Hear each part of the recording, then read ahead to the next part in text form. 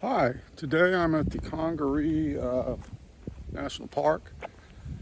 Just kind of for some variety. It took 45 minutes to get here, but it's nice to have a change now and then. And honestly, today walking around, I'm not doing a lot of thinking, but there is a subject that I wanted to mention, so I'll go ahead and do that.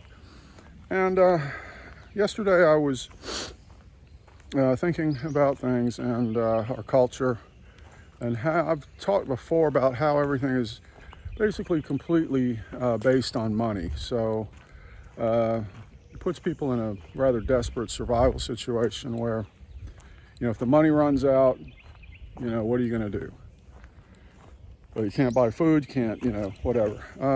Having said that, more and more people are homeless these days. I see them all the time, walking, with a backpack, and quite a struggle, I'm sure. But anyway, to contemplate where we are, which is basically the universe or multiverse or the all that is, whatever. The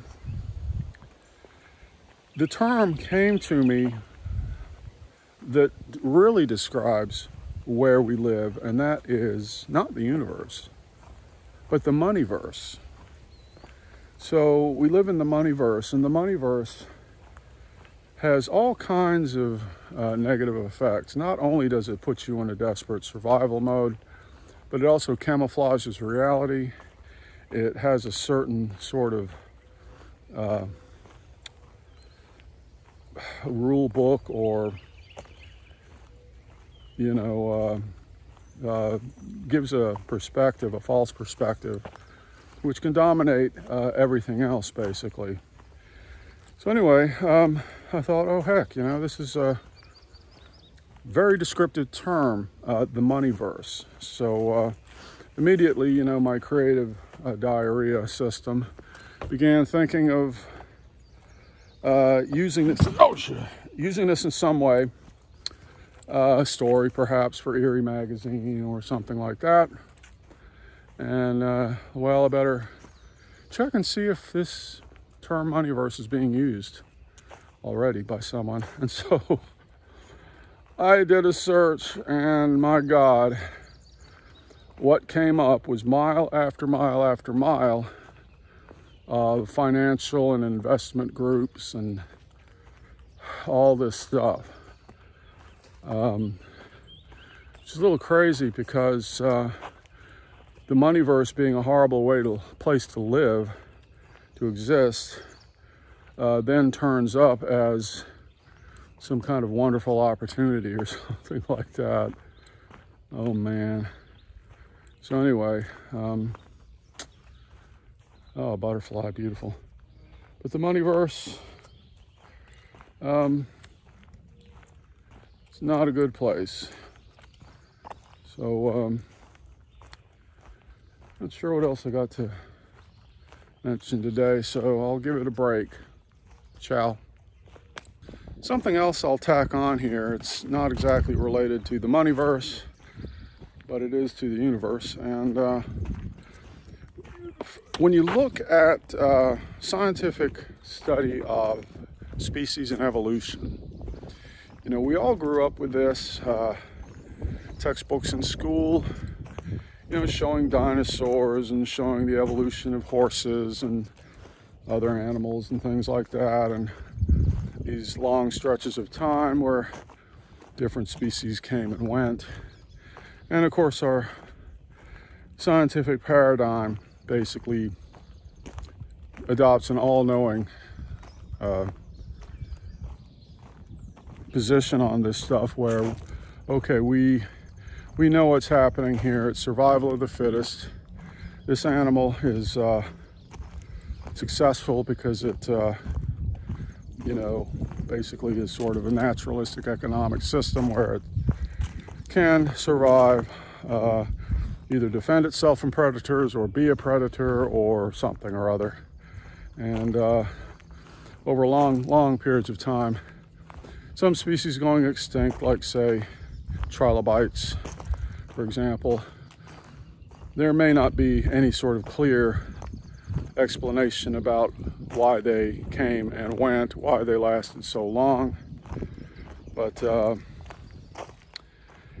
you know, anyway, that's the kind of thing that people are looking into, studying scientifically and researching and all that. Well, there's an interesting opposing perspective on this stuff, that basically the animal population of the earth, and that's not just birds, mammals, reptiles, it's also bacteria and anything else you can name pretty much, except for plants. Anyway, this perspective is that the type of life forms that exist don't have so much to do with interacting with other life forms, although that is a dynamic ongoing, but it has to do with what is actually growing out of the ground. So it's fairly revolutionary, and it goes against all the dogma sort of evolutionary biology. And that is that the earth itself, what is growing out of the earth, determines what the life forms are like. So it's pretty obvious that diet affects biology. Of course, it's feeding the organism. So changes in the chemistry of plants is going to affect the physiology of the animals that feed on it. So over time, an increase in, you know, some specific or general nutrients could cause animals to physically change, adapt, grow larger, grow smaller, become extinct, all sorts of things like that. So anyway, it's a fairly unspoken idea that this might happen, yet it makes perfect sense.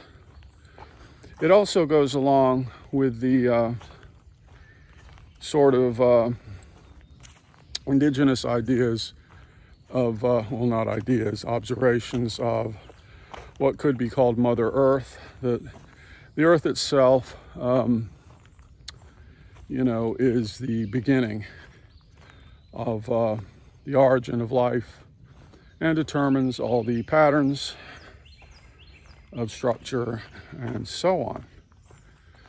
So anyway, that's something interesting to contemplate, that evolutionary science basically is completely wrong. And that although there are factors of survival and whatnot, it's basically caused, speciation is driven by the food supply, which begins with plant life. So I'll leave it there. So anyway, the basic trouble here, as I would describe it, is that science cannot ever see the whole picture, because it's essentially reductionist, breaks things apart into little bits, looks at them, names them, and then tries to describe how they interact. And as I've taught before about words obscuring reality, well, is science going to ever describe the earth as being a single entity?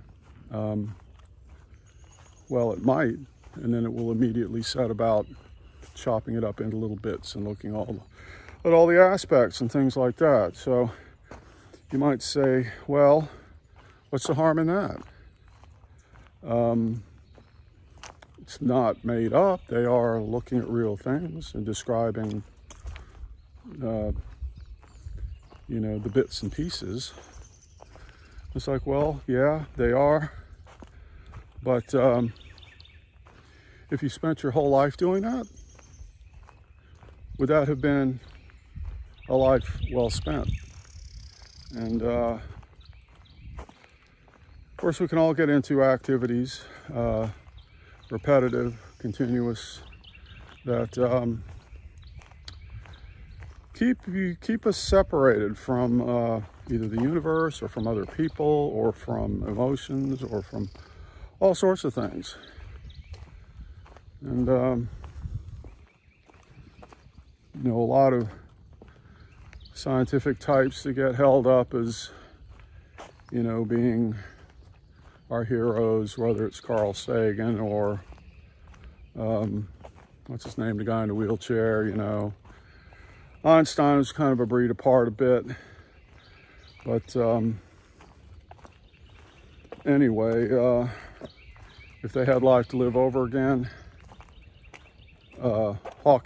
Stephen Hawking, would they do the same thing?